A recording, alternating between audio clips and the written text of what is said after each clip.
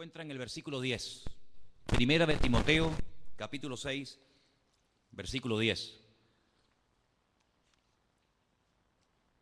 Antes de leerlo, decirles que, según nos cuenta el libro de los Hechos, el padre de Timoteo era griego, pero su madre era judía. Por lo tanto, según la ley judía, Timoteo era judío. Yo sé que hay un juego al cual jugamos, que el otro día fallé la respuesta, pero yo sinceramente les digo que está mal, el juego está mal, porque cuando la madre es judía, aunque el padre no sea judío, se considera que el niño es judío. Entonces, en ese juego de la Biblia, ¿qué gentil acompañó a Pablo y tal? Y la respuesta era Timoteo, pero la respuesta es equivocada, ¿no? Pero bueno, Pablo dice que lo conoció en uno de los viajes. Se ve que tenía buenas referencias, se ve que hablaron bien de él. Dice que lo circuncidó, por si acaso los judíos se metieran con él porque no estaba circuncidado. Y con el paso del tiempo, Timoteo se convirtió en uno de los hombres de confianza del apóstol Pablo. Fíjate hasta qué punto llegó a tener confianza el apóstol Pablo en Timoteo, que a pesar de que era una persona con problemas de salud, la Biblia nos enseña que tenía problemas continuos con el estómago, y sabemos que era joven y probablemente hasta soltero, pues el apóstol Pablo le rogó que se quedara al frente de la iglesia que él había abierto en la ciudad de Éfeso. Sabemos que la iglesia de Éfeso, años más tarde, recibió una carta que gracias al Señor nosotros la tenemos en la Biblia, que lleva el nombre de Carta de Pablo a los Efesios, una carta maravillosa. Y sabemos que en esa ciudad fue donde más tiempo el apóstol Pablo estuvo pastoreando y predicando. La obra comenzó de una forma un tanto extraña, ¿no? Porque dice la Biblia que el apóstol Pablo ya había estado una primera vez en Éfeso, pero no había predicado. Después de años vuelve y dice que conoció a un pequeño grupo de hermanos y les hace una pregunta. ¿Os acordáis la pregunta que el apóstol Pablo le hace a este grupito pequeño de hermanos? Creo que eran 12. ¿Os acordáis? ¿Alguien os suena? Todo esto está en Hechos capítulo 19, por si os interesa un poquito más conocer la historia, ¿no?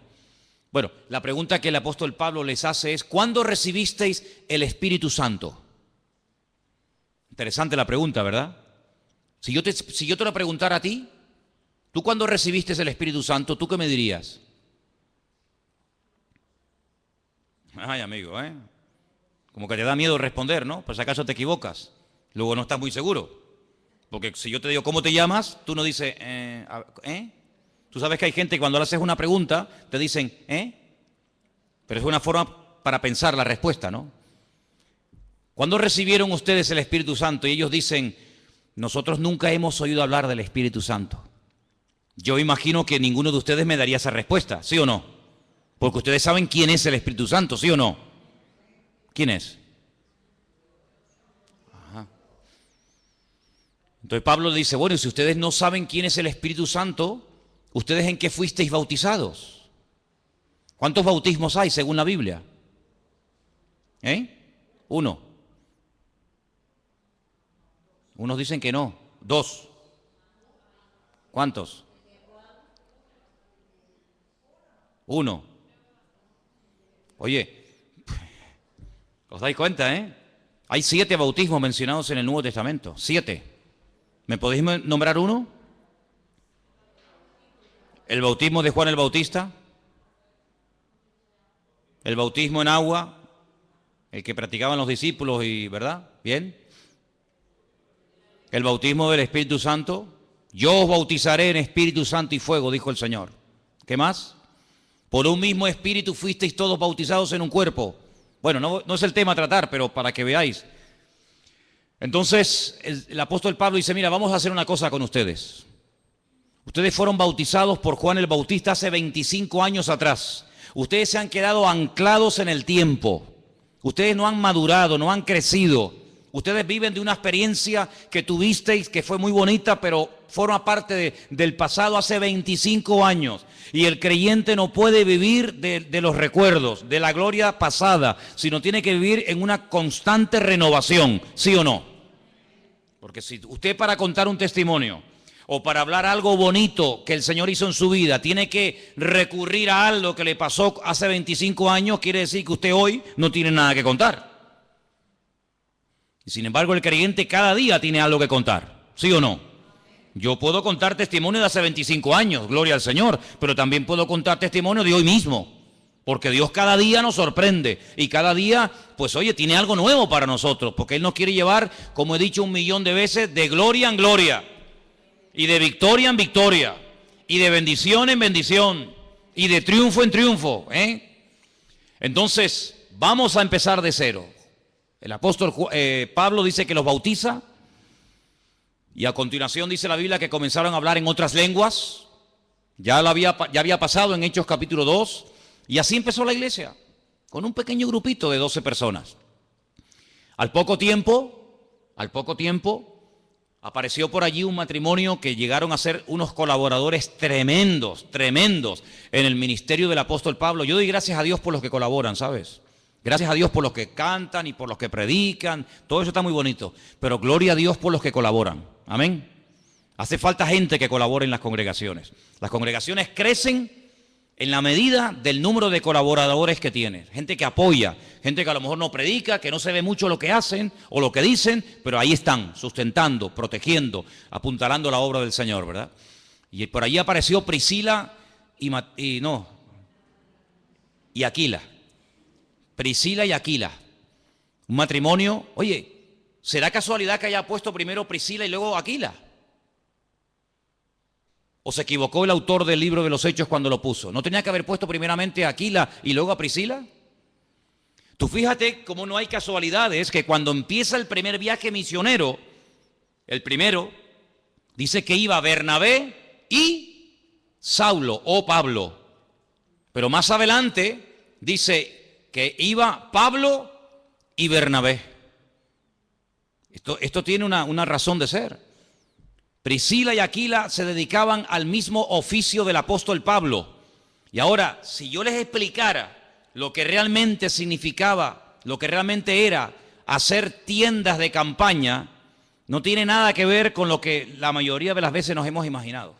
El apóstol Pablo era fabricante de talit, y por eso él tenía tanto acceso a las sinagogas de los judíos, y por eso era tan bien recibido, ¿verdad? Pero bueno, vamos a dejar eso a un lado. La cuestión está en que tiene a Priscila y Aquila como colaboradores de la iglesia en Éfeso. Al poco tiempo aparece Tíquico. Al poco tiempo se une al equipo ministerial Timoteo. Y mira tú por dónde. ¿Sabes quién estaba de miembro en la iglesia de Éfeso? El apóstol Juan. Sí, el que escribió el Apocalipsis, el Evangelio, allí estaba. ¿Pero con quién estaba? ¿Con quién estaba Juan? No, tampoco. Estaba con una mujer muy importante. Estaba con María, la madre de Jesús, ¿o no? Porque en la cruz el Señor le dijo: Juan, ahí está tu madre, mujer, ahí está tu hijo. Y Juan se la llevó a su casa. Y la historia secular cuenta que durante muchos años María y Juan, el amado, eran miembros de la iglesia de Éfeso, en la que Pablo estuvo 2 años. El día de la despedida, cuando Pablo dijo: hermanos, mi tiempo aquí se ha terminado, me tengo que ir a otro lugar.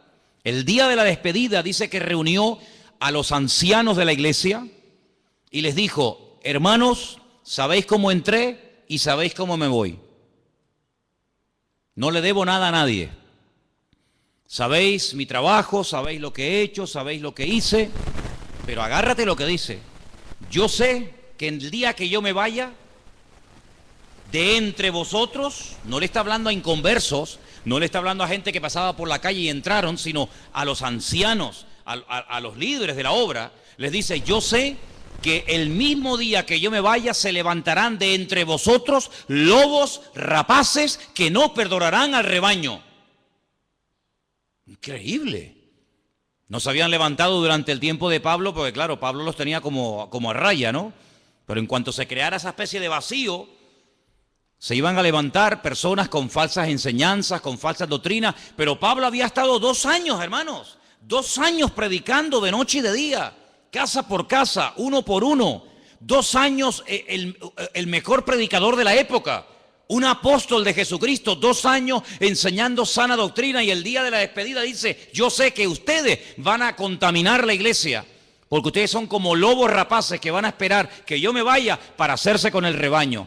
Y entonces, ¿qué es lo que hace Pablo? Le dice a Timoteo: Timoteo, quédate aquí. Y comienza a corregir todas las barbaridades que van a comenzar a enseñar a esta gente. Comienza a exhortar: dedícate a la lectura, predica a tiempo y fuera de tiempo, que nadie tenga en poco tu juventud. Y le escribe no una, 2 cartas le escribe a Timoteo para que él tenga material para enfrentarse a la dura lucha que va a enfrentar en Éfeso. Dicho sea de paso, en Éfeso a Pablo lo apedrearon y lo dieron por muerto. Sabéis que Pablo, cuando le escribe la carta a los Corintios, hay un momento en el que él da una lista de todos los padecimientos, de todos los sufrimientos que él ha ido experimentando a raíz de servir al Señor. Dice que fue apaleado, fue, apedreado, encarcelado, torturado, en fin, una barbaridad. Y dice: y en Éfeso peleé contra fieras. Probablemente lo lanzaron a la arena del circo romano y se lanzaron leones contra él, pero Dios lo protegió. Y en Éfeso a Pablo lo apedrearon, y dice, y lo sacaron fuera de la ciudad y lo dieron por muerto. Y probablemente a Pablo el Señor lo resucitó en la ciudad de Éfeso. ¿Qué te parece? Y en ese lugar es donde Timoteo se queda, y en ese lugar es donde él empieza su primera experiencia en el ministerio como pastor.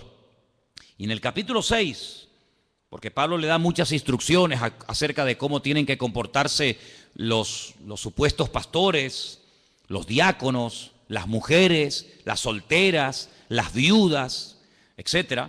En el capítulo 6, yo voy a leer a partir, si queréis, del versículo 3, unas palabras muy interesantes del apóstol que dice así: si alguno enseña otra cosa y no se conforma, es decir, no se sujeta a las sanas palabras de nuestro Señor Jesucristo y a la doctrina que es conforme a la piedad o a la santidad, está envanecido y nada sabe.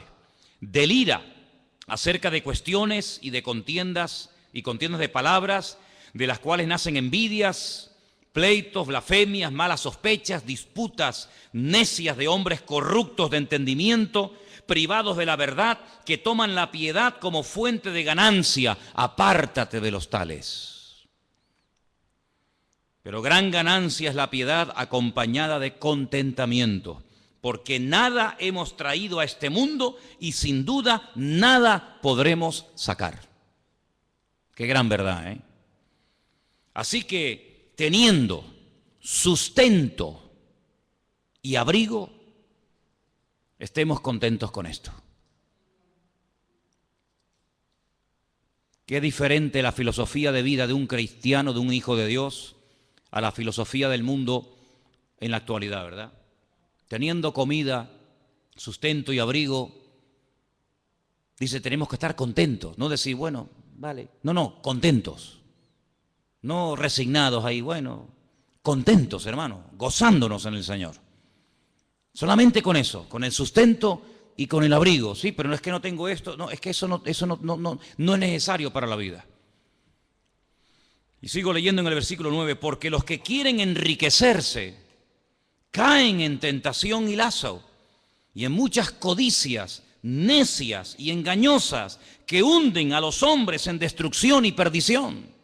No hay nadie que hable más claro que Pablo y Santiago acerca del peligro de dejarnos seducir y atrapar por los bienes materiales y por el tener y tener y tener, y cuanto más tienes, más quieres. Porque, hermano, el no tener tiene un límite. Sí. Si no tengo comida me muero de hambre, ese es el límite. Pero el tener, ¿qué límite tiene? No hay límite para la avaricia, no hay límite para tener. Y ahora quiero tener esto y mañana quiero tener otro. Y no hay un límite, porque siempre habrá algo nuevo que no tienes y te gusta tener. Pero la palabra de Dios nos enseña que nosotros no tenemos que entrar en ese juego, en esas vanidades absurdas de tener y tener y tener y tener y tener, sino que teniendo, como acabamos de leer, sustento y abrigo, estemos contentos con esto. Hoy ha habido gente en el mundo que ha muerto de hambre, hermanos. Hoy, sí, hoy mismo. Mientras tú y yo estamos aquí en la iglesia alabando a Dios y gloria a Dios y aleluya y cada uno con la suya, pues hoy ha habido gente en el mundo que ha muerto de hambre. ¿Qué te parece? En pleno siglo XXI, que haya gente que muera de hambre, con toda la comida que se tira, con todos los recursos que hay, pues sí, hermano, todavía hay gente que muere de hambre. Y esta noche habrá gente que duerma a la intemperie. Mira Nepal, mira el terremoto ese tremendo.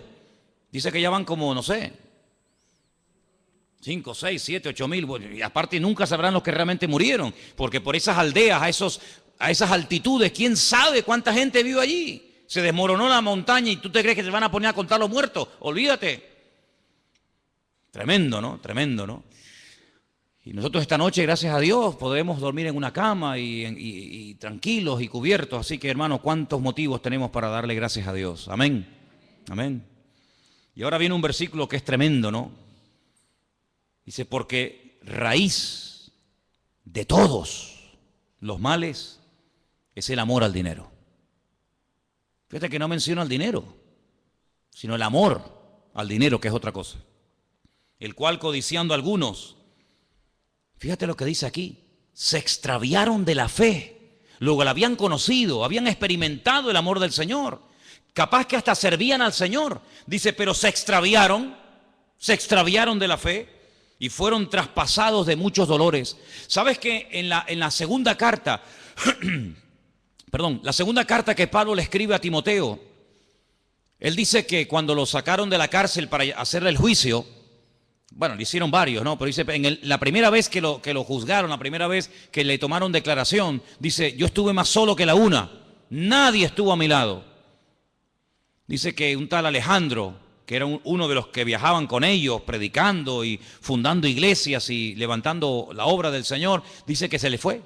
Y encima se le fue causándole unos problemas terribles. Y después menciona un tal Demas, que es mencionado en otras cartas, no solamente en la carta de Pablo a Timoteo, sino en otras también. Y dice, y Demas me ha dejado, dice, amando a este mundo. Es decir, el mundo lo arrastró, lo atrajo como un imán, de tal manera que dejó a Cristo, dejó el ministerio, dejó la predicación, lo dejó todo, porque el mundo le lanzó el guante y lo atrapó. Y este era uno de los que se dedicaba a predicar la palabra. Uno de los que viajaba con Pablo, y con Pablo, dicho sea de paso, no viajaba cualquiera, no viajaba cualquiera. De hecho, todos conocemos el incidente, ¿verdad?, que hubo en cierta ocasión ya en el primer viaje misionero entre Pablo y Marcos. ¿Sabéis o no? Dice la Biblia que, bueno, llegó un momento en el que Pablo viajaba con Bernabé y Bernabé se llevó a su sobrino, a Juan Marcos, el que después escribiría el primer evangelio que lleva su nombre. Y dice que a la primera de cambio, cuando comenzaron, en fin, las persecuciones, las luchas, las cosas a ponerse duras y difíciles, Juan Marcos se volvió y los dejó. Y en el segundo viaje misionero, cuando Pablo, en vez de ir por mar, quiere ir por tierra, visitando las iglesias que habían fundado en el primer viaje y aparte yendo a otras latitudes, Bernabé dice, bueno, vamos a llevar otra vez a mi sobrino. Y Pablo dice, esta vez no. ¿Por qué? Porque nos abandonó. Y Bernabé seguramente habrá dicho, bueno, pero vamos a darle una segunda oportunidad. Perdonen la expresión, metió la pata en el primer viaje, se asustó. Era demasiada presión, demasiada responsabilidad. No estaba firme, no era maduro para aguantar esto. Pero bueno, vamos a darle una segunda oportunidad. Y Pablo que no, y Bernabé que sí, y Pablo que no, y Bernabé que sí. Y Bernabé y Pablo dicen, pues mira, yo no puedo trabajar más contigo. Y Pablo dice, pues muy bien, pues vete. Y dice la Biblia que Bernabé cogió a su sobrino, a Marcos, y se fue a la isla de donde él era, a Chipre. Y Pablo dice, bueno, pues yo me voy con Silas. Silas, que también en la Biblia aparece con el nombre de Silvano, que era el que les escribía las cartas, porque Pablo las dictaba y él las escribía y luego las firmaba. Y la Biblia pues nos dice que se separaron durante años y no volvieron a trabajar juntos. Fíjate lo exigente que era Pablo, que como la liaras una vez, cruz y raya, se acabó. Contigo no se puede contar para esto, por lo menos. Después de muchos años sabemos que Pablo le dijo a Marcos que viniera a la cárcel a visitarlo y tal y cual, pero si Demas viajaba con Pablo es porque había pasado el filtro, porque a Pablo no se la daban con queso, a Pablo no se le colaba cualquiera. Pues a ese que viajaba con Pablo, a ese que sirvió al Señor en el ministerio juntamente con Pablo, dice que lo abandonó por amor a este mundo. Así que no solamente una persona que no es pastor y que no sirve al Señor, digamos, a tiempo completo puede ser en un momento determinado engañado y atrapado y engañado por el mundo, sino que también pastores y gente que servía al Señor lo abandonan. y tengo que decir lamentablemente que yo he conocido, no muchos, gracias a Dios, no muchos, pero he conocido 3, 4, tal vez 5 pastores que por los negocios hablaron con sus respectivas congregaciones que se iban a dedicar un tiempo a los negocios, iban a ganar dinero y que con ese dinero iban después a financiar la obra y la obra iba a estar mucho mejor y abandonaron el ministerio y nunca más volvieron. Y algunos de ellos me llamaron en su momento para pedirme mi opinión, qué opinaba yo, y les dije, ni se te ocurra dejar de servir al Señor por los negocios, porque la Biblia dice que ninguno que milita, si ninguno que está en el reino, enrolado en el ejército de Dios, ninguno que milita se enreda en los negocios del mundo. Los pastores no hemos sido llamados para hacer negocios. Déjaselo a las ovejas, déjaselo a los miembros de la iglesia que se dediquen a esas cosas, pero los pastores no estamos para hacer negocios de ningún tipo. A mí me han propuesto negocios, pastores de aquí de las islas. Oye, mira que hay este negocio que tú puedes ganar mucho dinero y con ese dinero pagas el alquiler de la iglesia y con ese dinero no sé qué. Digo, no se te ocurra nunca más volverme a llamar para ofrecerme tal cosa. Y algunos querían insistir y les tuve que hasta casi decir, mira, si me vuelves a llamar por esto te cuelgo el teléfono. Yo tengo prohibido categóricamente dedicarme al mundo de los negocios, porque yo soy una persona que ha sido llamada exclusivamente para servir al Señor. Yo no voy a dejar de servir al Señor ni de pastorear porque vaya a ganar mucho dinero. Es que yo no estoy en esto por dinero, yo no estoy en esto. Ayer Elena y yo hablábamos, nosotros hemos vivido en la península sin ser pastores, como evangelistas itinerantes, viajando por aquí, yendo por allá, sin recibir ni un solo centavo, y hemos vivido por fe, no solamente antes de venir aquí, sino en otras ocasiones. Sabemos lo que es vivir por fe totalmente, totalmente. Sabemos lo que es sentarnos a la mesa con el plato vacío y orar y tocar a la puerta y el Señor suplirnos. Sé lo que es viajar horas y horas. Por eso te decía el otro día, David, que tu testimonio me impactó cuando veías que la gasolina del coche, ¿no?, subió. Y, hermano, yo venía de Barcelona un día, yo me fui de Galicia, 1200 kilómetros, Pontevedra, Barcelona, prediqué durante una semana y cuando regresé, en esa congregación no me habían dado ni un centavo me habían dado y volvía con las manos vacías. Y sé lo que es dormir dentro de un coche en una gasolinera y sé lo que es llevar durante horas y horas y horas la lucecita naranja de la reserva y decir, Dios mío, que no llego, pero contigo sí llego, Dios mío, estírala, y llegar, y sabemos lo que es eso, ¿no? Pero no es una tentación, no debería ser una tentación para una persona que sirva al Señor, tampoco para un cristiano, pero para uno que sirva al Señor menos todavía. No debería ser una tentación el tema económico, porque la Biblia dice, y lo vuelvo a repetir, que el que milita no se enreda en los negocios de esta vida. Y además de eso, hay una amonestación tremenda que hemos leído esta noche, que dice que el amor al dinero es la raíz de todos los males.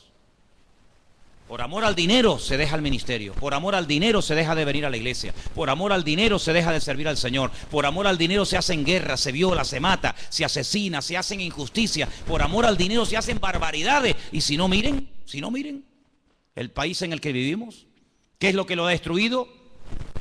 El amor al dinero, el amor al dinero.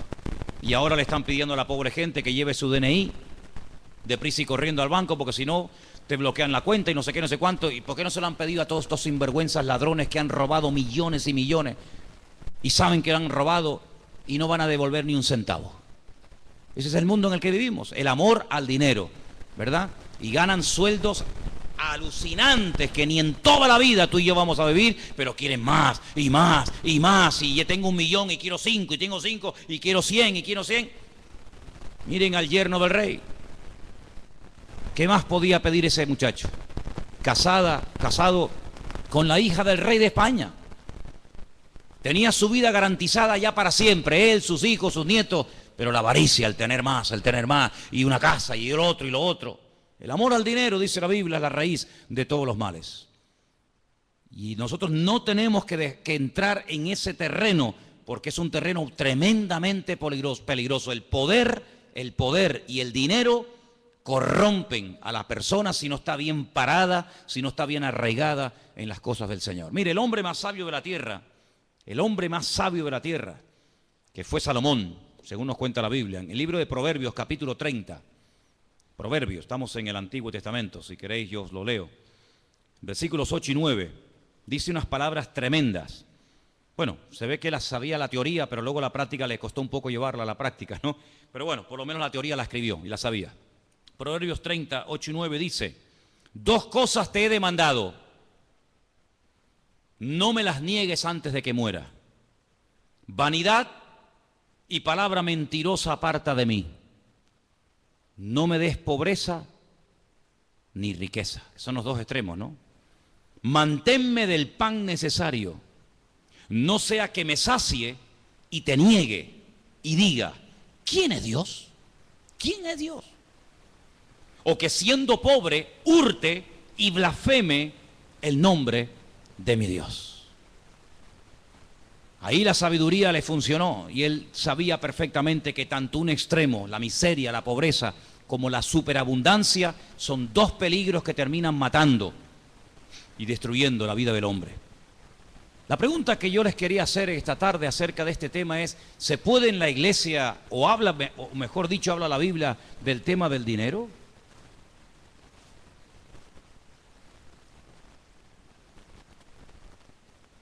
Hola. Hemos mencionado un versículo donde aparece la palabra dinero, ¿sí o no? Claro que la Biblia habla de este tema. ¿Saben por qué? Porque tal vez a lo mejor tu problema no sea la enfermedad. Tal vez tu problema no sea tu matrimonio. Tal vez tu problema no sean los nervios, o la depresión, o cualquier otra situación de la vida. Pero tarde o temprano el tema económico de alguna manera u otra nos va a afectar a todos, ¿sí o no? A todos nos va a afectar. Porque vivimos en un mundo donde hay un sistema creado por el hombre. Y en ese mundo vivimos, aunque no somos de este mundo, estamos de paso, pero por vivir en este mundo, cuando llega final de mes, tenemos que pagar, los que tengan casa en propiedad, su hipoteca, los que vivimos de alquiler, nuestro alquiler. Cuando llega el recibo de la luz hay que pagarlo con dinero. Cuando quieres poner gasolina en el coche hay que utilizar dinero. Cuando quieres comprarte un par de zapatos porque te hacen falta tienes que utilizar dinero. Cuando quieres llamar a tu familia que está en el otro punto de la tierra tienes que pagar con dinero. En fin, todo hoy en día gira en torno al dinero. Y con el dinero se pueden hacer muchas cosas buenas, claro que sí. Con el dinero se pueden abrir iglesias, se pueden comprar Biblias, se puede comprar cosas para ayudar a la gente. Habéis visto en la pantalla, habéis visto lo que se hizo en su día. Gracias al Señor, con el dinero que entraba, se pudo comprar un terreno donde hoy en día hay niños huérfanos, ¿verdad? Que si no fuera por la ayuda que reciben, estarían por las calles tirados como perros, muertos de hambre, o sabe Dios qué, ¿verdad? Con el dinero se pueden hacer maravillas, pero también se pueden hacer auténticas barbaridades. Auténticas barbaridades. Fíjate tú, hermano, que el día que el Señor Jesucristo resucitó, y los fariseos y los escribas y los sumos sacerdotes sabían que había resucitado, porque ellos sabían perfectamente que el testimonio de la guardia romana era un testimonio fidedigno. Ellos sabían perfectamente que la resurrección se había producido, pero no querían aceptarla. No querían decir: oye, nos hemos equivocado, hemos matado al Mesías y al final era quien él dijo que era, el Mesías, y ha resucitado. Bueno, vamos a pedirle al Señor perdón. No. Inventaron un rollo, inventaron una historia y le ofrecieron a los soldados romanos dinero para que dijeran: si os preguntan, ¿qué pasó? ¿Qué pasó con el cuerpo de Jesús? ¿Resucitó? ¿No resucitó? ¿Qué fue? Dice que los sobornaron, les dieron dinero para que le dijeran a la gente: no, es que nos quedamos dormidos. Fíjate, 16 soldados romanos nos quedamos dormidos. Vinieron de noche sus discípulos, pasaron por encima de nosotros, rodaron la piedra, antes cortaron el sello romano, sacaron al muerto fuera y no nos hemos enterado. Y dice, y este dicho llega hasta el día de hoy. Es decir, que cuando se escribieron los evangelios todavía corría la bola en el mundo de que era mentira que Jesús había resucitado, sino que sus discípulos robaron el cuerpo y fue todo por un soborno con dinero. Entonces, con dinero se pueden hacer maravillas y con dinero se pueden hacer auténticas barbaridades. Porque el dinero es un instrumento, es un buen siervo, pero es muy mal amo, es tremendamente cruel. Si lo usas, será una bendición. Si te usa, te destruirá. si lo usas adecuadamente, si lo administras, si lo canalizas para el fin por el cual Dios te lo dio, será una bendición. De hecho, el martes en la clase de discipulado pusimos en una pizarra las listas, las 2 listas que hay en el Nuevo Testamento de lo que llamamos los dones del Espíritu Santo, que están en Romanos capítulo 12 y Primera de Corintios capítulo 12, y uno de los dones es el don de repartir. Si la persona que Dios le provee, la persona que Dios lo prospera, pero que tiene claro que es como una herramienta que Dios le da, como a mí me da la herramienta de la predicación, pues a otros le da la herramienta de los recursos para que pueda el evangelio correr y no se detenga la obra. Eso es un don. Eso es un don que no todo el mundo tiene. Porque no significa que porque una persona tenga muchos recursos, tiene el don. Pero hay un don en la Biblia. Y tenemos que pedirle al Señor el don de la generosidad. ¿Cuántos dicen amén? El don de la generosidad, porque eso es el don de repartir. Ser generoso, abrir la mano y cubrir las necesidades de la obra. Es un don, como el hablar en lenguas, como interpretar mensajes, como profetizar y como otros dones así que nos llaman mucho la atención. Pues hay un don que es el de servir, otro que es el de organizar o presidir, otro que es el de hacer misericordia, ¿verdad? Todo lo que tiene que ver con la obra social, etcétera. Y hay un don que es el de repartir. ¿Repartir qué? Pues lo que Dios te da, mijo. Lo que Dios te da, ¿para qué? Para ti, no. Para ti también, pero sobre todo para repartir, para que haya igualdad en el cuerpo de Cristo. Eso dice la Biblia.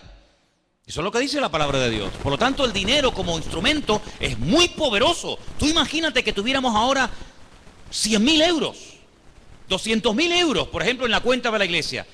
Yo mañana mismo me voy a alquilar un local. ¿Dónde? Me voy a alquilar uno a Candelaria, que no hay iglesia. Me voy a La Laguna, que no hay iglesia. La Laguna, 200.000 habitantes. Ciudad universitaria, donde hay miles y miles de jóvenes, incluso que vienen de otras islas. Pues yo me voy mañana con el equipito de sonido que nos regalaron, con las sillas que nos regalaron, y me alquilo un local en Laguna y pongo fuera iglesia, vida nueva, tal, culto, martes y sábado por la tarde. Aquí, jueves y domingo por la tarde. Y en Candelaria, lunes y viernes. Y predico todos los días, yo no tengo problema en eso, a mí me encanta eso. Sí, pero vete a alquilar un local en Candelaria. Te van a pedir 2 meses, el mes de no sé qué, el mes de fianza. Si tuviéramos recursos, madre mía, y nos iríamos a otras islas y le pagaríamos la universidad a algún hermano de la iglesia. Por ejemplo, tenemos el caso, perdone si no nombro a otro, pero es el primero que me viene a la cabeza. Esta chica, ¿cómo se llama? Leana. No le dieron la beca y tuvo que dejar sus estudios universitarios. Porque no le dieron a la pobre la beca. ¿Y cuánto era la beca? Pues nada, tampoco estamos hablando de millones. Si la iglesia tuviera recursos, becaba a los jóvenes para que fueran jóvenes todos universitarios. Y si la iglesia tuviera recursos, pues construiríamos casitas, haríamos un barrio cristiano, o aquí en este edificio que hay 7 pisos vacíos. 7 pisos vacíos. Yo hoy estaba en mi casa y miraba y decía, Señor, encima de nuestra iglesia hay 7 departamentos vacíos. Aquí al lado, pared con pared, tenemos un local tan grande como este, que si tuviéramos recursos, yo alquilaba los 7 pisos y alquilábamos el local de al lado. ¿Para qué? No sé, haríamos otro rastro, haríamos un salón para los jóvenes, un salón social para dar de comer. No se cerró la puerta en el albergue, pues aquí ahora vamos a poner un comedor social para todo el mundo. Sí, pero ¿cómo lo hacemos? ¿Cómo lo hacemos? O sea, están pidiendo 1.000 euros de alquiler por este local. Y por poco que pidan van a pedir 300 o 400 euros por cada piso. Si tuviéramos 7 podríamos ayudar a las familias necesitadas de la obra. Con dinero, hermanos, se pueden hacer maravillas. Iglesias, financiar pastores, abrir centros de rehabilitación, lo que quieras. Pero si no hay dinero, pues hay que conformarse con lo que hay. Pero fíjate el mundo cómo utiliza para lo malo sus recursos. Y la droga, el dinero y los miles de millones que producen, ¿para qué? Para guerras, para derrocar gobiernos, para matar gente, para matar criaturas, para secuestro, para violar. La raíz de todos los males es el amor al dinero. Por eso tenemos que orar al Señor, y hermano, y no es pecado hacerlo. Orar para que Dios nos dé recursos, no solamente recursos humanos, sino también recursos materiales. ¿Cuántos dicen amén? Yo me acuerdo cuando vinimos de un viaje de África y nada más entrar por la puerta de la iglesia en el puerto de la Cruz, me acordaré toda mi vida como si fuera ahora. Habían allí dos hermanas de visita Claro, cuando uno venía de África, imagínate cómo venía. Vienes encendido de África, ¿no? Viendo la necesidad, viendo la basura, viendo a los chiquillos. Veníamos de allí locos y querías meter a todo el mundo en la visión de África. Y estaba allí una señora y nada más terminar el culto me dice, ¿me deja su número de cuenta? Y le dije, ¿para qué? Pensé que me iba a pedir algo. Dice, no, porque quiero dar una ofrenda a la iglesia. Digo, entonces usted necesita la cuenta de la iglesia, no la cuenta mía. Eso, la cuenta de la iglesia. Digo, mira, ahí está Armando, me acordaré que estaba allí. Digo, háblese con ese hermano que está ahí. Él le da el número de la cuenta de la iglesia. Y dio 10.000 euros. Que no ha sido la ofrenda más grande que han dado aquí, Porque aquí una vez un hermano dio 5 millones de pesetas, Cuando empezamos, un hermano de aquí dio 5 millones de pesetas y a la semana otro dio 2.700.000 pesetas. Cuando empezamos aquí hace 14 años. Y con ese dinero, pues se compró el terreno, se comenzó a construir. Después vino un hermano que ya no se congrega aquí, que dio un día 5.000 euros. Me fui un día a predicar a Madrid y salía del baño y se me acercó una hermana y me dijo, tenga hermano, para los niños de África, y me dio 1.000 euros. Y fue una cosa increíble. Con dinero, hermanos, se pueden hacer maravillas. Maravillas, sinceramente. Y tenemos que orar al Señor, que el Señor levante obreros, pero obreros que podamos después ayudarlos y podamos sustentarlos y que se dediquen, como yo creo que tiene que ser dedicado un obrero, a tiempo completo y que tenga sus recursos y que tenga sus necesidades cubiertas. ¿Para qué? Para que tenga 24 horas al día dispuesto para servir al Señor. Y tenemos que orar y Dios lo puede hacer. ¿Cuántos dicen amén, hermanos? Dios lo puede hacer. Yo creo que una de las cosas que el diablo está tratando de controlar a toda costa son las finanzas y los recursos para que los creyentes no levanten cabeza y para que las iglesias sean cabeza en vez de ser cola, como dice la palabra que tienen que ser. Y a mí me da mucho dolor cuando veo hermanos que tienen, para que seamos cabeza y no cola, ¿no? Lo dije al revés, perdón. Menos mal que ustedes ya saben de la Biblia. Que ya pueden corregir al pastor. Fíjate qué maravilla, qué nivelazo, tremendo. Entonces, hermanos, tenemos que orar que Dios supla recursos, hombre. Imagínate que pudiéramos alquilar ese local, no sé, en La Laguna, en Candelaria o en Guímar o donde fuera. Bueno, a alguna pareja ahí de la iglesia que esté dispuesto a ir allí. Venga, mandamos a fulano y a mengano. Sí, ¿cómo los mandamos? ¿Con una mano delante y la mano detrás? ¿Cómo los mandamos? Habrá que comprarles un cochecito, alquilarles un piso, pagarles el primer año los gastos de la obra hasta que la iglesia crezca. ¿Cuántas maravillas se pueden hacer con recursos, hermanos? Y tenemos que orar para que en el nombre de Jesús las riquezas o las necesidades materiales de la obra no frenen el avance del Evangelio, no frenen el avance del Señor. Y yo creo que si tenemos fe y oramos, el Señor va a hacer milagros entre nosotros. Porque nuestro Dios es un Dios de milagros. Pero hay algo, hermanos, que yo tengo que decirlo. Y no lo digo con doble intención porque líbreme Dios. Lo digo con toda sinceridad. Mire, hermano, si nosotros somos fieles, aunque seamos 4, no me importa el número no tiene nada que ver con esto.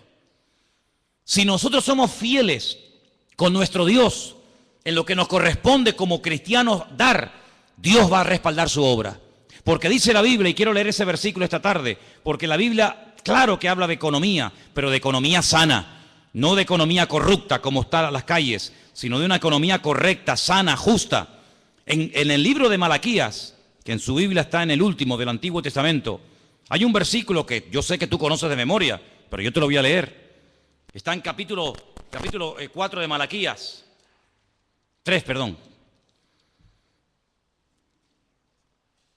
Cuando uno deja su Biblia y coge otra, ¿verdad? En la otra Biblia mía hago así, pum, y lo encuentro enseguida. Cuando uno cambia de Biblia parece que nos cuesta más conseguir las cosas, ¿no? Pero hablando acerca de las ofrendas, hablando acerca de los diezmos. ¿Me ayudáis? Es el 10, pero sí, 3, sí, perdón, ya está, sí, 3:10, perdón, sí. Es que en la otra Biblia tengo ese versículo a la izquierda y en esta está a la derecha. Capítulo 3 de Malaquías, verso 10. Bueno, si quieren arranco desde el... pasa que es muy fuerte el 9, no sé si les va a gustar que lo lea. No sé qué hacer. Yo iba a leer el 8, pero es que el 8 es peor. Ay, mi madre. Ahora me metí en un follón. Ahora me metí en un lío. ¿Puedo leer el 8? Tú eres el que me estás diciendo que lo lea, ¿eh? ¿Robará el hombre a Dios? Y tú dices, ¿cómo va a robar un hombre a Dios? ¿Se puede robar a Dios? Bueno, vamos a seguir leyendo. Vosotros me habéis robado. Y dijisteis, ¿en qué? ¿En qué te hemos robado a ti? Y dice el Señor, en vuestros diezmos y en vuestras ofrendas. Yo te dije que el versículo era muy fuerte, ¿eh? Yo te dije que el versículo era tremendo. ¿Me dejáis leer el 9?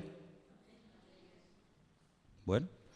Malditos sois con maldición, porque vosotros, toda la nación, me habéis robado. Claro, tú lees esto y tú dices, madre mía, qué tremendo, ¿no? Así que esta gente, si lees el contexto, sembraban, apenas cosechaban, todo les iba mal, estaban bajo maldición, según hemos leído, porque Dios les dice en el versículo 8, me habéis robado en esto y en esto. Y las consecuencias las estáis sufriendo. Así de claro. La pregunta es, ¿hay solución? ¿Hay remedio? Siempre hay solución, hermano. Siempre hay remedio. Siempre. Cuando el Señor apunta con su dedo y señala en una dirección hacia algo que estamos haciendo mal, no lo hace para condenarnos, sino lo hace para decirnos, oye, pero si quieres, puedes salir de este callejón sin salida. Sí, estáis mal, estáis bajo maldición, lo habéis hecho fatal, pero la solución la da en el verso 10, que era el que yo en un principio quería leer, pero te leí el 8 y el 9 porque tú me diste permiso para leerlo. Traed todos los diezmos al alfolí. ¿Sabéis lo que era el alfolí? Porque si leo una palabra y no la entendéis, ¿para qué sigo? El alfolí era una caja, un cajón grande, con una especie de ranura, como una hucha gigante, ¿vale? Traer todos los diezmos al cajón, traer todos los diezmos a la hucha.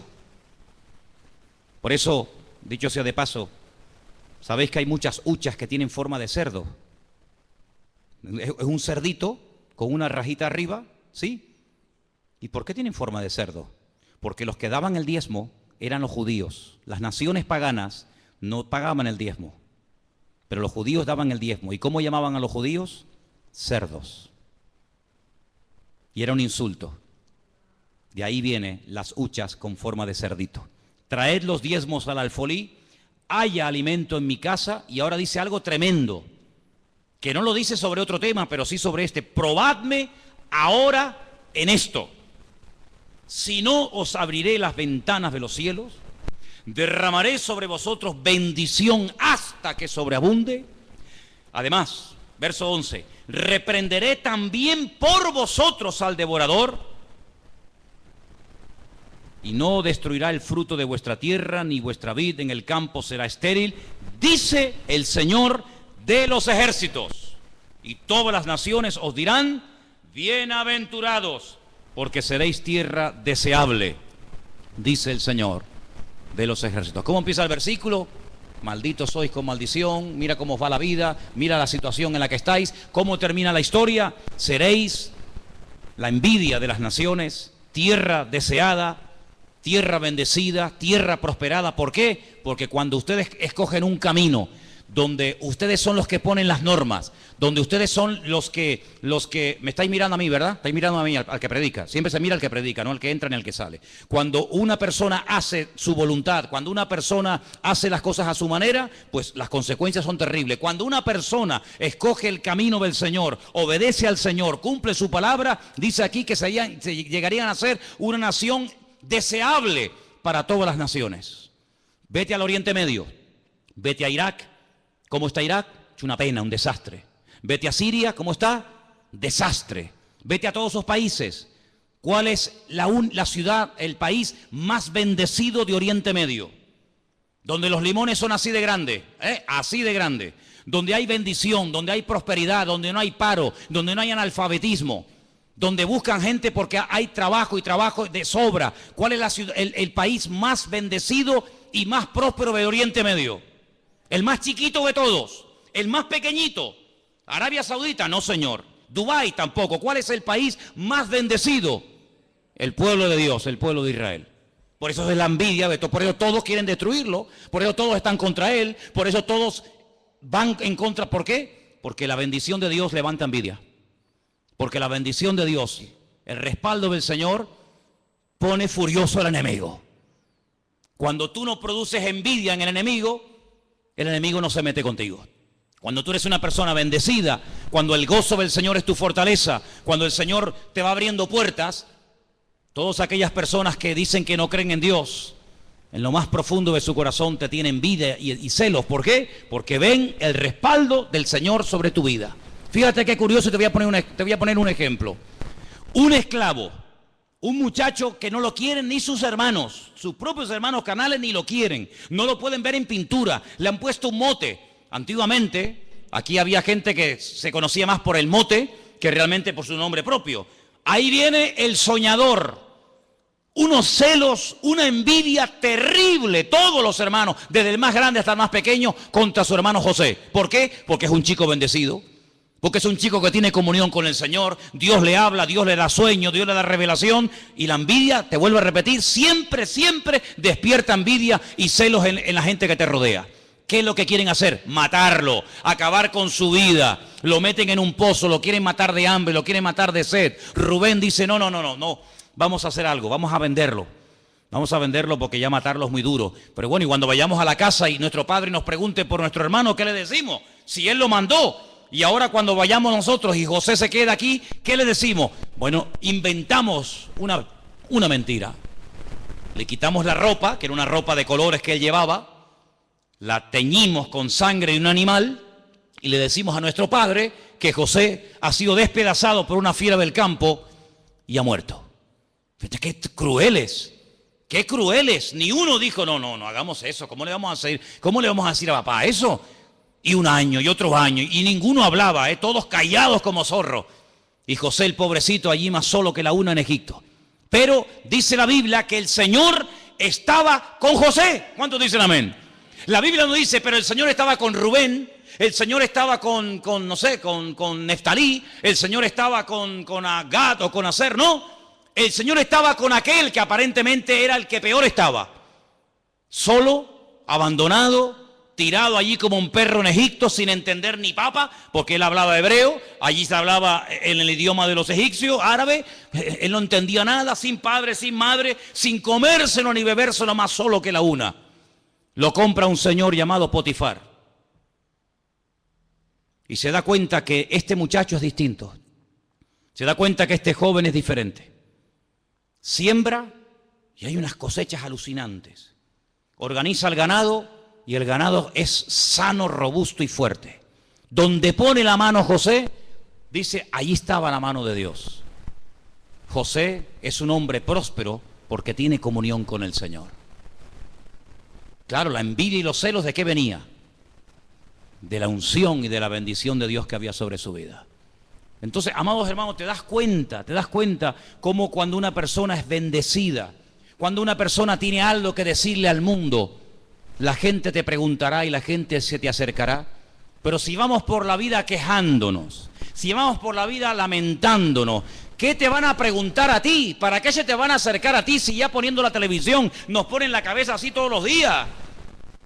Pero ¿a quién se van a acercar? A la persona que vive en este mundo, pero es diferente. Ríe, canta, danza, baila, honra al Señor. ¿Por qué? Porque aunque vive en este mundo, no es de este mundo.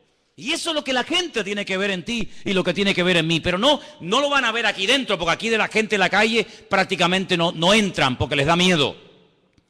Pero cuando salgas de aquí, ya verás compañeros de trabajo, compañeros de instituto, compañeros de clase, vecinos, amigos, familiares. Es ahí donde tienes que marcar una diferencia y hablar diferente y hablar distinto, decir, Dios está con nosotros, pero en palabras y en hechos. ¿Cuántos dicen amén? Pero para eso tenemos que hacer lo que nos corresponde. Esto no es tocar un botón y ya está, no. Acá hay una parte humana que cuando nosotros la hacemos, Dios dice que hace así y abre las ventanas de los cielos, derrama bendición hasta que sobreabunda y además Él se encarga de reprender al devorador. Y yo pregunto, ¿y quién es ese señor? ¿Quién es el devorador? El diablo. Bueno, pues yo veo cristianos que están todo el día reprendiendo al diablo. Todo el día están reprendiendo al diablo.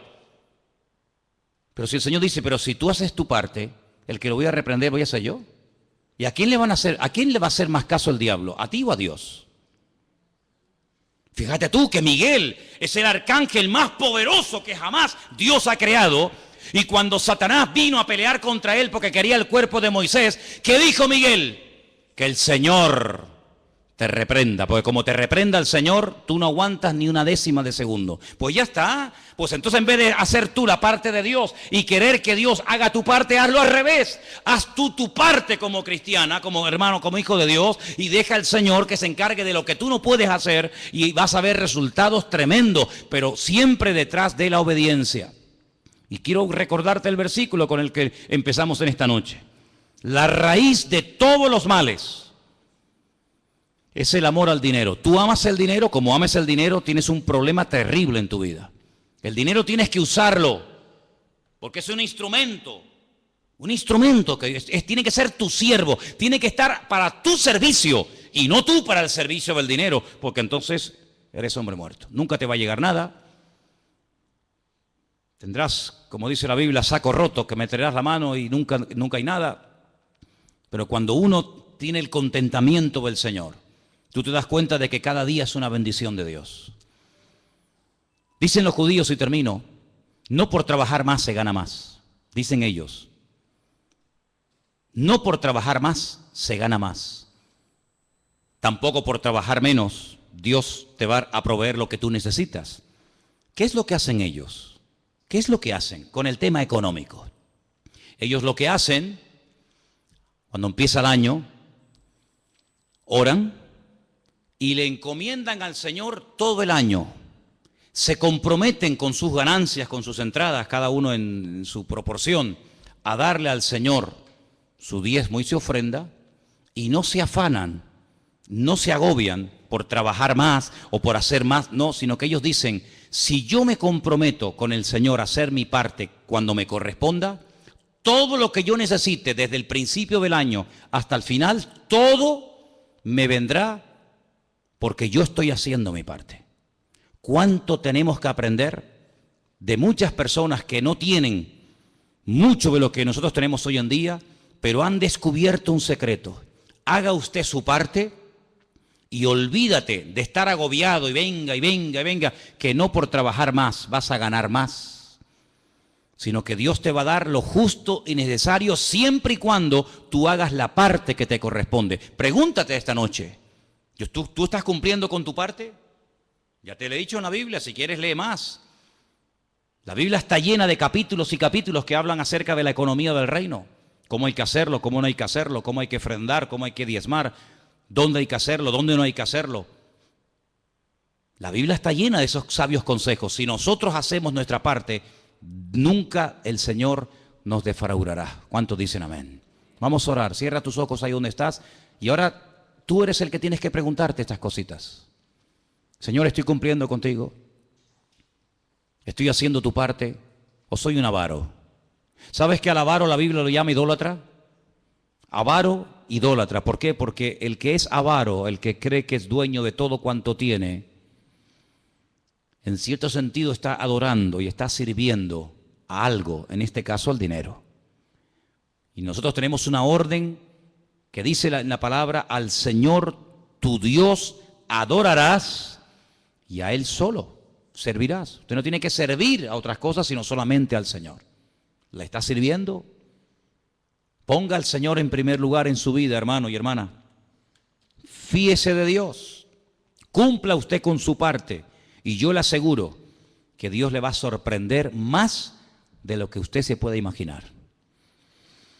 Y en esta tarde queremos darle gracias al Señor por su bendita palabra, que siempre exhorta, siempre anima, siempre habla nuestra vida.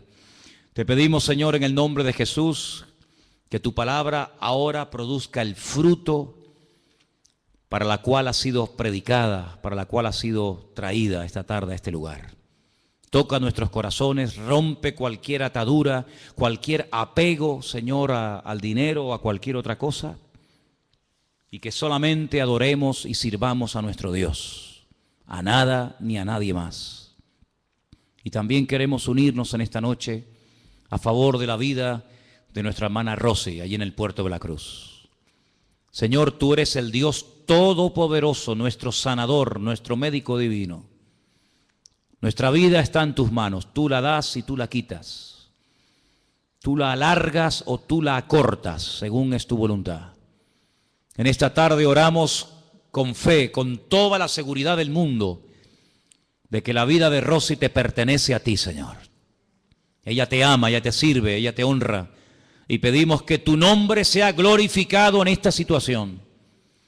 Este es un momento para que tú seas glorificado, Señor. Y en el nombre de Jesús declaramos la bendición de Dios sobre la vida de nuestra hermana en esta tarde. Donde quiera que se encuentre, te pido que ahora tu mano se pose sobre ella y haya un consuelo, un aliento, un milagro de parte tuya, Señor. Aceptamos tu voluntad, cualquiera que sea, tú lo sabes. Pero el anhelo de nuestros corazones es verla sana, verla totalmente libre y restablecida de esa enfermedad.